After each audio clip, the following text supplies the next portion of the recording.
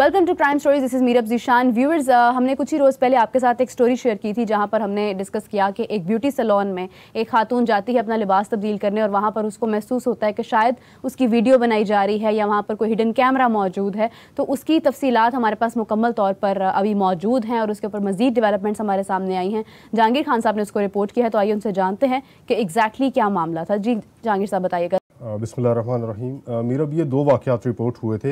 एक वाक़या जोहर टाउन में था जिसमें हॉस्टल्स के अंदर खुफिया कैमरों के ज़रिए रिकॉर्डिंग करने पर मुकदमा दर्ज किया गया था, जबकि दूसरा वाक़या फैसल टाउन के एक ब्यूटी सैलून में खुफिया कैमरों के ज़रिए ख़वातीन की नाजेबा वीडियोज़ रिकॉर्ड करने का था, जिसका मुकदमा थाना फैसल टाउन में दर्ज किया गया था। इसकी तफ्तीश मुकम्मल कर ली गई है और तफ्तीश में अहम इंकशाफात सामने आए हैं। अब इसकी तफ्तीश में क्या इंकशाफात सामने है, उससे पहले मैं ये ज़रूर कहना चाहूँगा कि ये वाक़यात को पहली दफ़ा रिपोर्ट नहीं हुए। इससे पहले भी बहुत से हॉस्टल्स में, गेस्ट हाउसेस में, होटल्स में ऐसे वाक़यात रिपोर्ट होते रहे हैं कि खुफिया कैमरों के ज़रिए जो कस्टमर्स हैं उनकी वीडियोज़ बनाई जाती रही हैं। ख़ास तौर पर चेंजिंग रूम्स जो हैं वो बहुत सेंसिटिव जगह होती है, तो इसलिए जो लोग भी किसी ऐसी जगह पर जाने का किसी को इत्तेफाक हो तो पहले उनको जांच कर लेनी चाहिए कि वो किस जगह पर मौजूद है, काबिल एतमाद जगह है, कोई हॉस्टल है, कोई सराय है, कोई रेस्टोरेंट है, कोई ड्रेसिंग रूम है, कोई ब्यूटी सैलून है। तो पहले जांच कर लेनी चाहिए कि बाद के पछतावे से बेहतर है कि आप पहले तहकीक कर लें कि आप जिस जगह पर मौजूद हैं वो जगह सेफ है या नहीं है। अब आते हैं इस वाक़े की तफ्तीश की तरफ। वाक़या रिपोर्टेडली ये था कि एक खातून ने क्लेम किया कि वो फैसल टाउन के ब्यूटी सैलून में तैयारी के लिए गई थी।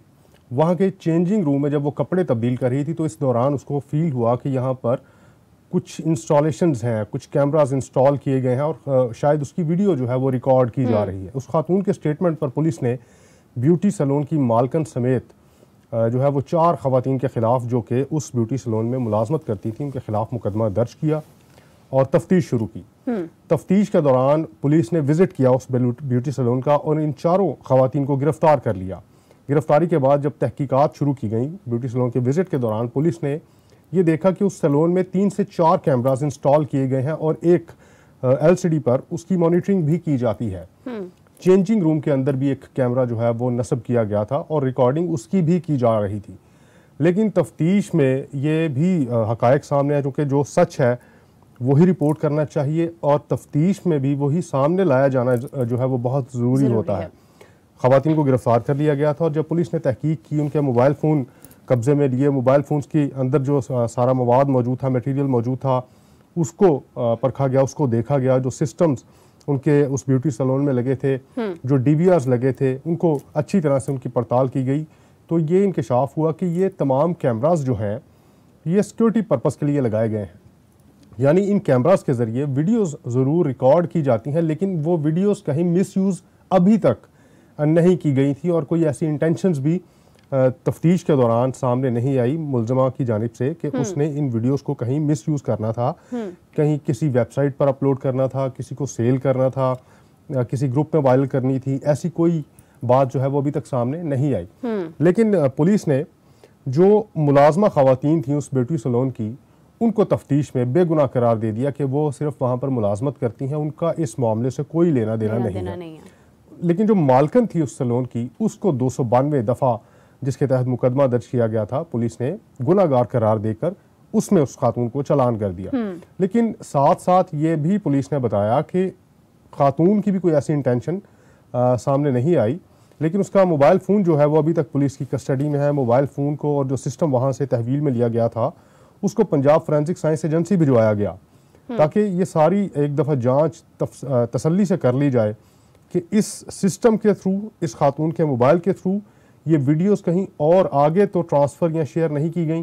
वीडियोस ज़रूर मौजूद थी उनके मोबाइल फ़ोन में भी और उस सिस्टम में भी, लेकिन खातून का भी ये स्टेटमेंट था कि उसने सिक्योरिटी पर्पज़ के लिए लगाए हैं। और इसमें जो चालान किया गया है वो, या गुनाहगार जो करार दिया गया है सैलून मालकन को, वो इसलिए दिया गया है कि उसकी जानिब से नेग्लिजेंस, गफलत का मुजाहरा किया गया। एक बड़ी ही सेंसिटिव जगह पर कैमरा प्लेस कर दिया गया जो कि काबिल एतराज़ है। बिल्कुल सही बात। अब उस कैमरे के ज़रिए सिक्योरिटी, अगर आपने सिक्योरिटी पर्पज़ के लिए इस तमाम कैमरास को इंस्टॉल किया है तो आप एंट्रेंस पर लगाएं कैमरा, आप जो बाकी एरिया है आपके सैलून का वहाँ पर कैमरास इंस्टॉल करें।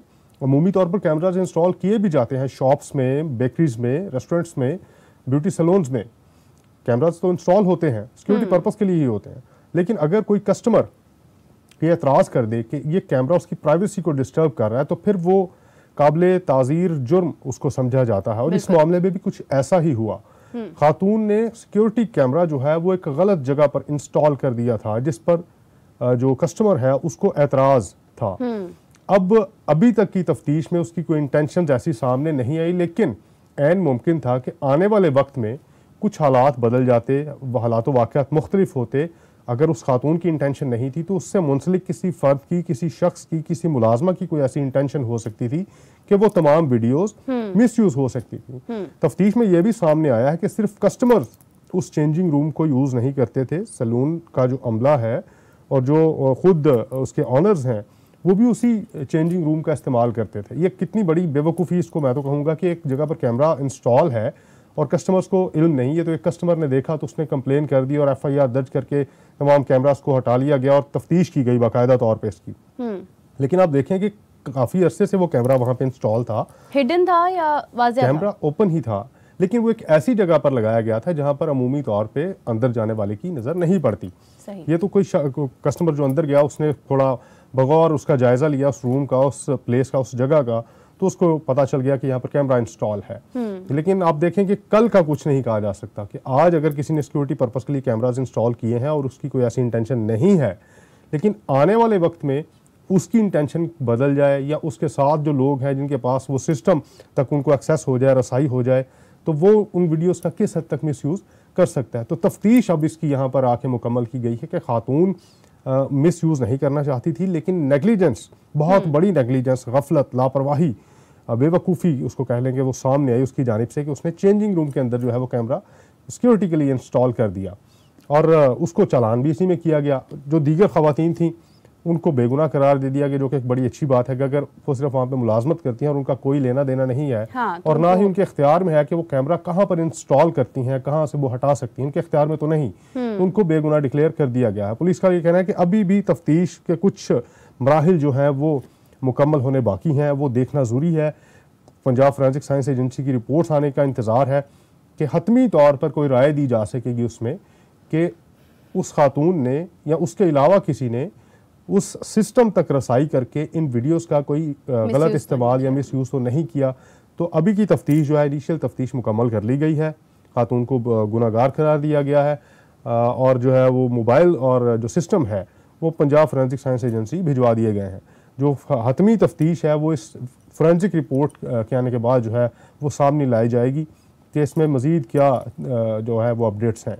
बिल्कुल सही बात है जहांगीर साहब, बहुत शुक्रिया आपका। एक तो दो चीज़ें इसमें, एक तो ये है कि बाज़-औक़ात ऐसा होता है कि लोग कोई ऐसा इदारा या ऐसा कोई ऑर्गेनाइजेशन जिसको बाद में वो तब्दील करके सैलून की शक्ल दे देते हैं, वहाँ पर पहले वो कमरा कुछ और होता है, बाद में आप उसको ड्राइंग रूम जैसा कुछ बना देते हैं, तो वहाँ पर कैमराज मौजूद होते हैं और शायद आपको भूल जाता है कि वहाँ पर कोई कैमरा मौजूद था। तो एक तो इस चीज़ की खास तौर पर केयर करें तमाम वो लोग जो फॉर एग्जांपल कोई स्कूल है, कोई डिपार्टमेंट है, आप उसको तब्दील करके कोई और शक्ल दे रहे हैं, तो इन तमाम चीज़ों पर केयर की ज़रूरत है। और सेकेंडली ये कि जितने भी लोग कहीं पर जाकर अपना लिबास तब्दील करते हैं या अपनी कोई पर्सनल एक्टिविटी करते हैं, वो इस चीज़ को मद्देनज़र रखें कि वहाँ पर किसी किस्म का कोई कैमरा मौजूद ना हो। कैमरे की एक पहचान होती है, आपको देखकर अंदाज़ा हो जाता है कि यहाँ पर कैमरा हो सकता है और आपको एक रिफ्लेक्शन जाहिर हो जाता है।